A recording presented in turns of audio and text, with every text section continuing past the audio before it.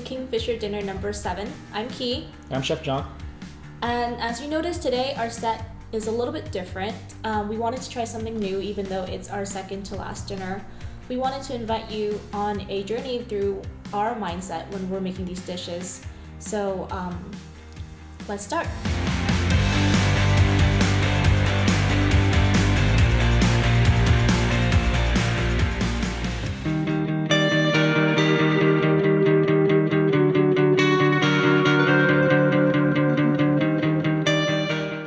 Good evening, folks, and welcome to our pop-up number 7 here at the Kingfisher series. If this is your first time, thank you so much for joining us, and if you're coming back, we're happy to have you and see you again. Let's go ahead and dive right in on that first cocktail. Now, we wanted to find a way that we could tie the sea into the drinks as we're doing a seafood-based dinner this time. And to do that, we had to go back to one of our old friends. If you've done some of the dinners here before, you might have seen that we've used 7 Caves Distillery before in a few of our drinks. And once again, we return to them because they make fantastic stuff. There's a very particular gin used in this cocktail. It's got a little bit of lemon to it, it's got a little coriander, but one of the key ingredients that really makes it unique is kelp. The man who makes this gin goes out to La Jolla, he swims right into the ocean, grabs the kelp himself, and brings it back to the distillery, and he makes gin out of it. So you are gonna have a little saltwater brine and kelp taste to it, a little touch of that seaweed almost. It's an excellent, excellent gin and is the base for this cocktail.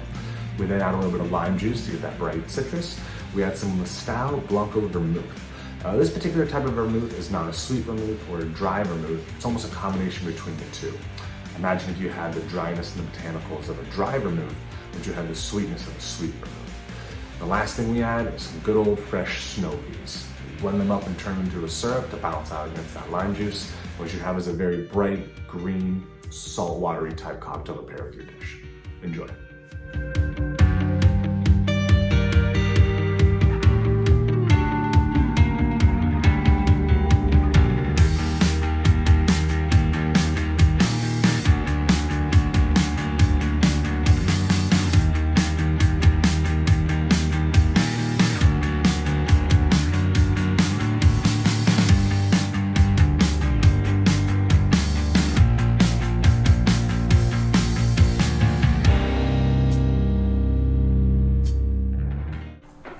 So for today's appetizer course, we have flavors of Chua. So Chua is a traditional home-style Vietnamese hot and sour soup, and it can be interchangeable with different vegetables, fish that's in season, and it's one of our family's favorite soup to make and eat at home. And when I made it for you, Chef John, what did you think of it? It took me back to my childhood growing up eating sinigang, which is a tamarind sour soup from the Philippines. Used to eat it as a child. And I still eat it now, I love it. But the Vietnamese version is a lot more on the sweeter side from the pineapple, which was a really good touch.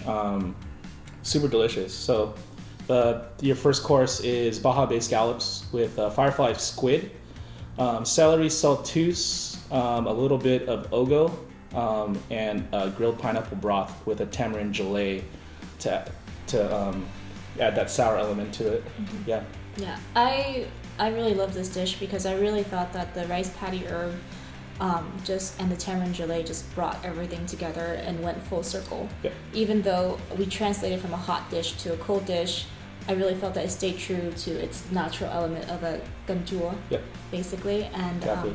To eat this dish, we recommend having a little bit of everything on your spoon and just eating it in one bite to get that melding of flavors.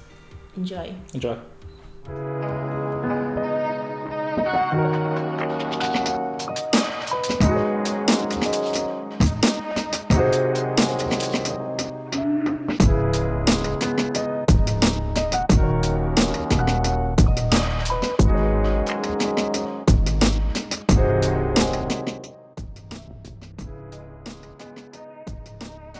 All right, welcome back, folks. Hope you enjoyed your first drink, but it's time to go on to your second one. Now, you might have heard of a dry martini before, one of the great classic cocktails of just gin, dry vermouth, and a couple dashes of bitters.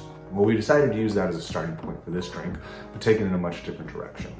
We take some fresh Thai basil and we infuse that into gin for 2 days so we get as much flavor out of it as possible. And then we use a little bit of yellow chartreuse. Yellow chartreuse is associated with green chartreuse. It's not as strong, it's not as robust, but it has a ton of flavor to it, and it's made by some very nice monks in the French mountains. But the key ingredient here to really make this dry is the addition of Fino sherry. Of all the sherry styles out there, which there's at least 10, probably a little bit more, the driest of all of them is Fino. In fact, Fino is the driest of all spirits you can get across the entire category. There's nothing drier than Fino sherry. So there's some nice bright green notes and then complete dryness on this drink just to take it right out of you. Enjoy.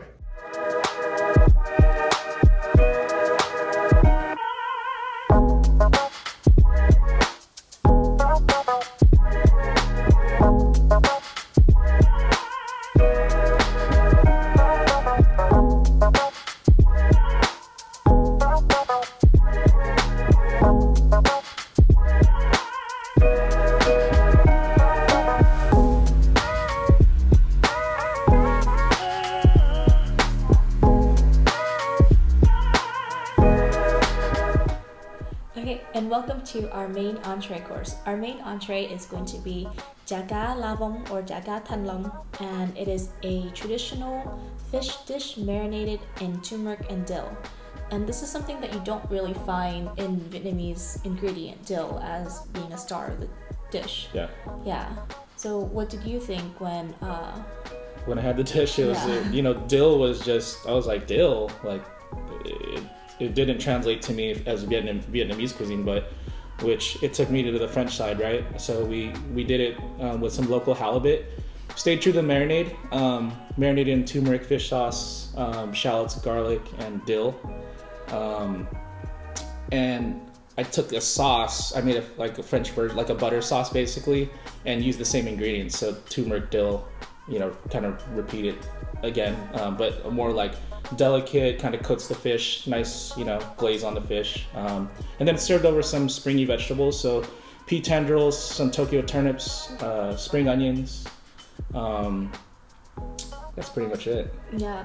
So when you eat this dish, there's going to be two components to the dish. It's going to be the fish with the spring vegetable, and then there's going to be a noodle.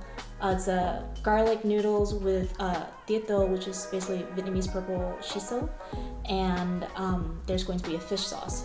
So to eat the dish, what I would like to do is eat the fish and the spring vegetables by itself, and you're gonna see that very classic French, very delicate fish dish, and then taking a spoon, adding the vermicelli noodle, adding a little bit of the fish sauce on top, and eating that together with the fish. It's going to just become this burst of bright flavors, and we felt that it's necessary to have both components just to show the push and pull of the dish and the different directions that we can take just one dish. Yep. And there are peanuts in this dish. I recommend sprinkling it on top of the fish dish, but if you don't want to do it, that's okay too. I just think it adds a nice nutty, it rounds everything out. I think so too. So enjoy.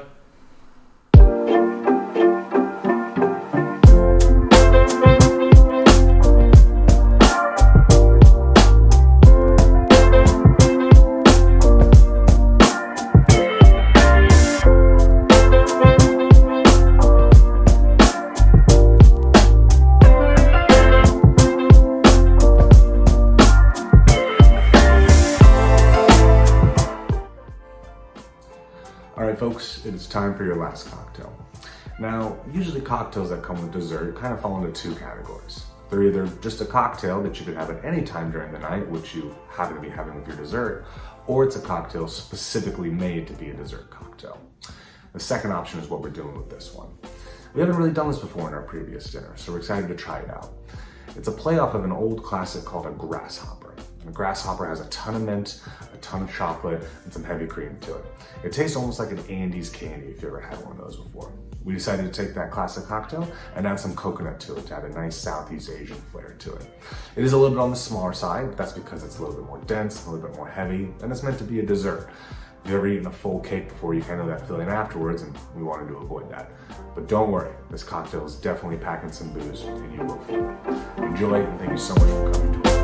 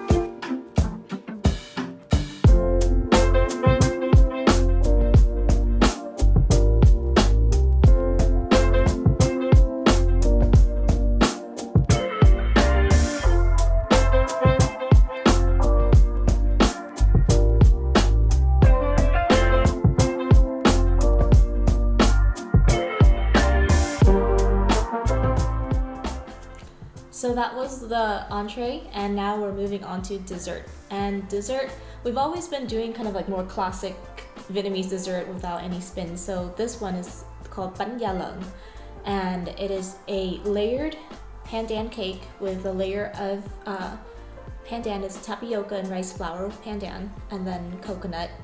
And then you have mung beans with tapioca and rice flour layered, and then steamed and cut into like the diamond shape. And that's a very traditional way of presenting this dessert.